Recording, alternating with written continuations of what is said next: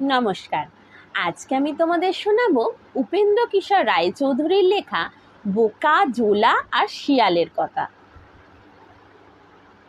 এক বোকা জোলা ছিল। সে একদিন কাস্তে নিয়ে ধান কাটতে গিয়ে ক্ষেতের মাঝখানেই ঘুমিয়ে পড়ল। ঘুম থেকে উঠে আবার কাস্তে হাতে নিয়ে দেখলো সেটা বড্ড গরম হয়েছে। কাস্তেখানা রোদ লেগে গরম হয়েছিল, কিন্তু জোলা ভাবলে তার জ্বর হয়েছে। তখন সে আমার কাস্তে তো মরে যাবে রে বলে হাউ হাউ করে কাঁদতে লাগলো। পাশের ক্ষেতে এক চাষা কাজ করছিল।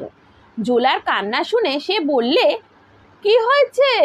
জোলা বললে, আমার কাস্তের জ্বর হয়েছে। তা শুনে চাষা হাসতে হাসতে বললে, ওকে জলে ডুবিয়ে রাখ, জ্বর সেরে যাবে। জলে ডুবিয়ে কাস্তে ঠান্ডা হলো। জোলাও খুব খুশি হলো। তারপর একদিন জোলার মায়ের জ্বর হয়েছে। সকলে বললে, বদ্যি ডাক।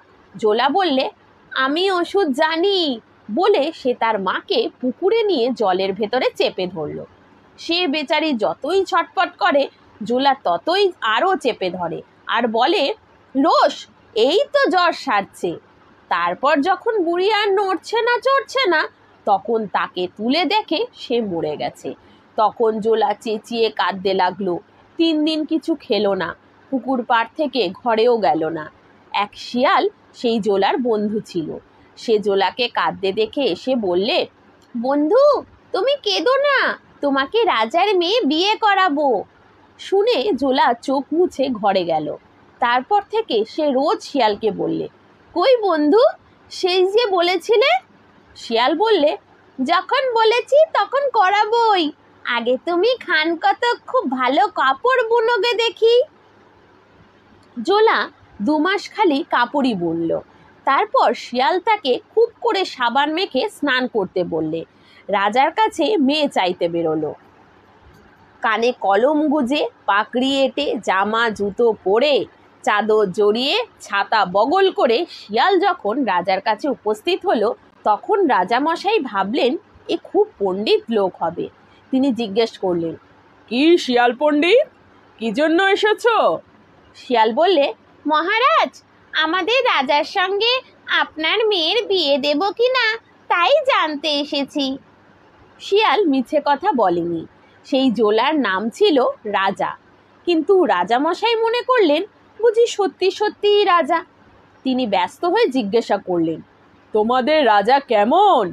শিয়াল বললে, দেখতে রাজা বড়ই ভালো, ঘরময় তার চাঁদের আলো, বুদ্ধি তার আছে যেমন, লেখা পড়া জানে তেমন, এক খায় তার 10টা পড়ে, তার গুণে লোক খায় পড়ে। সত্যি সত্যি সে জোলা দেখতে ভারী সুন্দর ছিল। তাই শিয়াল বললে, দেখতে বড়ই ভালো। তার ঘরে চাল ছিল না বলে ভিতরে চাঁদের আলো আসতো। তাই শিয়াল বললে, ঘরময় চাঁদের আলো। কিন্তু রাজামশাই ভাবলেন বুঝি সেটা তার নিজের বাড়ির মতো খুব ঝকঝকে জমকালো একটা বাড়ি। বুদ্ধি তার ছিল না, আর সে লেখাপড়াও জানতো না। কাজেই শিয়াল বললে, বুদ্ধি তার আছে যেমন, লেখাপড়া জানে তেমন। কিন্তু রাজা ভাবলেন তার ভারী বুদ্ধি, সে ঢের লেখাপড়া জানে। এক খায় তার 10টা পড়ে, এ কথাও সত্যি। 10টা মানুষ নয়, 10টা ধানের গাছ। সে চাষা ছিল, কাস্তে নিয়ে ধান কাটতো। রাজামশাই কিন্তু ভাবলেন সে মস্ত বড় বীর, তার এক ঘায়ে 10 জন মানুষ মরে যায়। সে ধানের চাষ করত আর কাপড় বুনতো। ধান থেকেই তো ভাত হয়, তাই লোকে খায় আর কাপড় পরে। তাই শিয়াল বললে, তার গুণে লোক খায় পড়ে। রাজামশাই কিন্তু সেই রকম বুঝলেন না। তিনি ভাবলেন বুঝি সে ঢের গরিব লোককে খেতে পড়তে দেয়। কাজেই তিনি খুব খুশি হয়ে শিয়ালকে 1000 টাকা বকশিস দিলেন আর বললেন, এমন লোকের সঙ্গে মেয়ের বিয়ে দেব না তো কার সঙ্গে দেব? তোমার রাজাকে নিয়ে এসো, 8 দিনের পর বিয়ে হবে। শিয়াল সেই 1000 টাকা থলে বগলে করে নাচতে নাচতে জোলার কাছে গেল। এসে দেখে জোলা খালি কাপড়ই বুনছে, 2 মাসে সে এত কাপড় বুনেছে যে সেই গ্রামের সকলের এক একখানি করে কাপড় হতে পারে। শিয়াল সেই টাকার থলে থেকে 2টি করে টাকা আর এক একখানি কাপড় গ্রামের সকলকে দিয়ে বললে, 8 দিন পরে রাজার মেয়ের সঙ্গে আমাদের বন্ধুর বিয়ে হবে, আপনাদের নিমন্ত্রণ। শুনে তারা ভারী খুশি হলো। জোলা বোকা হলেও বড় ভালো মানুষ ছিল, তাই সকলে তাকে ভালোবাসতো। তারপর শিয়াল আর সব শিয়ালের কাছে গিয়ে বললে, ভাই সকল, আমার বন্ধুর বিয়ে, তোমাদের নিমন্ত্রণ, তোমরা গান গাইতে যাবে? শুনে শিয়াল সব হোয়া হোয়া করে বললে, হ্যাঁ হ্যাঁ, যাব যাব। তারপর শিয়াল ব্যাঙদের কাছে গিয়ে বললে, ভাই সকল, আমার বন্ধুর বিয়ে, তোমাদের নিমন্ত্রণ, তোমরা গান গাইতে যাবে? সকল ব্যাঙ ঘোত ঘোত করে বলল, যাব যাব। তারপর শিয়াল শালিকদের কাছে গিয়ে বললে, ভাই সকল, আমার বন্ধুর বিয়ে, তোমাদের নিমন্ত্রণ, তোমরা গান গাইতে যাবে? শালিকের দল কিচিরমিচির করে বলল, হ্যাঁ হ্যাঁ, যাব যাব। তারপর শিয়াল হাড়ি চাচাদের কাছে, ঘুঘুদের কাছে, কুক্কু পাখিদের কাছে, উৎকৃষ পাখিদের কাছে, বউ কথা কওদের কাছে, ময়ূরদের কাছে, চোখগেলদের আর ভকুদত্তদের কাছে গিয়েও তেমনি করে নিমন্ত্রণ করে এলো। তারা সবাই বলল, হ্যাঁ হ্যাঁ, যাব যাব। এসব কাজ শেষ হতে 7 দিন লাগলো। তার পরের দিন রাত্রিরে বিয়ে। শিয়াল তার বন্ধুর জন্যে চমৎকার পোশাক ভাড়া করে এনে যখন সেই পোশাক তাকে পরিয়ে দিলে, তখন সত্যি সত্যি তাকে খুব বড় একটা রাজার মতন মনে হতে লাগলো। যাদের নিমন্ত্রণ তারা সবাই এলো। যাবার সময় হলে শিয়াল তাদের সকলকে নিয়ে রাজার বাড়ি চলল। রাজার বাড়ি যখন 1 ক্রোশ দূরে, তখন শিয়াল সকলকে ডেকে বলল, ভাই সকল, ওই দেখো রাজার বাড়ির আলো দেখা যাচ্ছে, তোমরা ওই আলো দেখে খুব ধীরে ধীরে এসো, আমি ততক্ষণে ছুটে গিয়ে রাজামশাইকে খবর দিই। সবাই বললে, আচ্ছা। শিয়াল বললে, তবে একবার তোমরা সবাই মিলে গান ধরো তো, দেখি কার কেমন গলার জোর। অমনি 5000 শিয়াল মিলে চেঁচাতে লাগলো, হুয়া হুয়া হুয়া হুয়া। 12,000 ব্যাঙ বললে, গোট গোট, এও এও। 7,000 শালিক বললে, ফড়িং সঙ্গে চারি জনক, চকিট কাট কাট কুরুচরণ। 2,000 হাড়ি চাচা বললে, ঘ্যাঁচা ঘ্যাঁচা ঘ্যাঁচা ঘ্যাঁচা ঘ্যাঁচা। 4,000 ঘুঘু বললে, রুগু রুগু রুগু রুগু রুগু রুগু। 3,000 কুক্কু বললে, put put put put put put.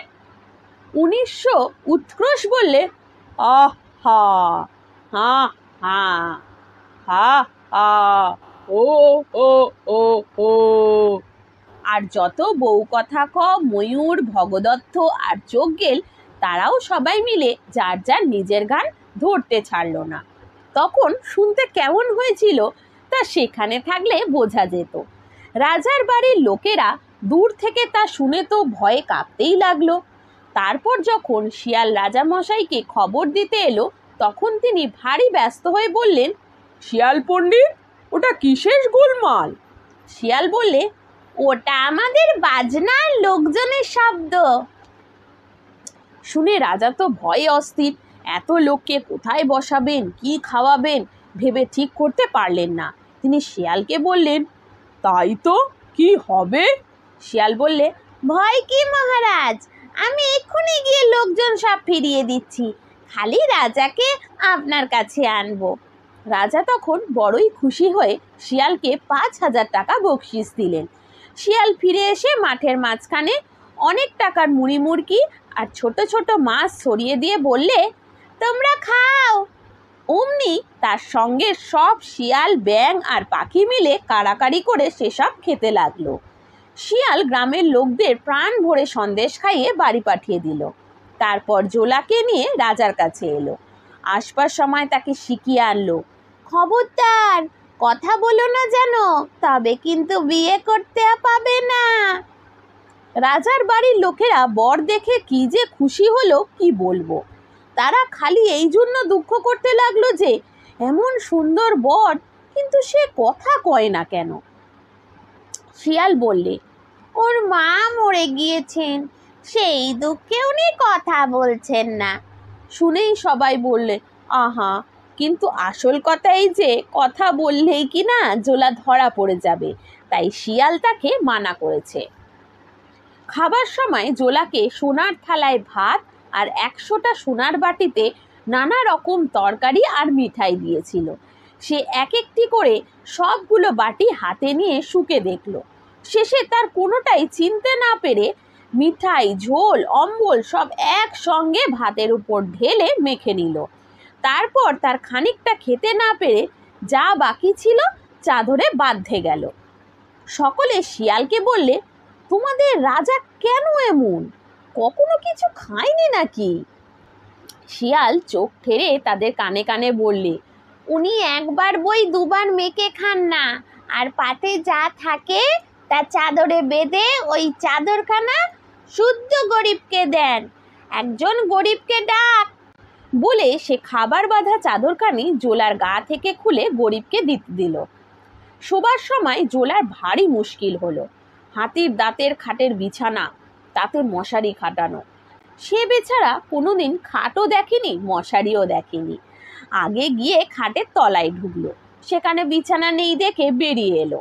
তারপর মশারির চারদার খুঁজে তার দরজা টের না পেয়ে বললে, বুঝেছি, ঘরের ভেতর ঘর করেছে, তার দৌড় রেখেছে চালের ওপর।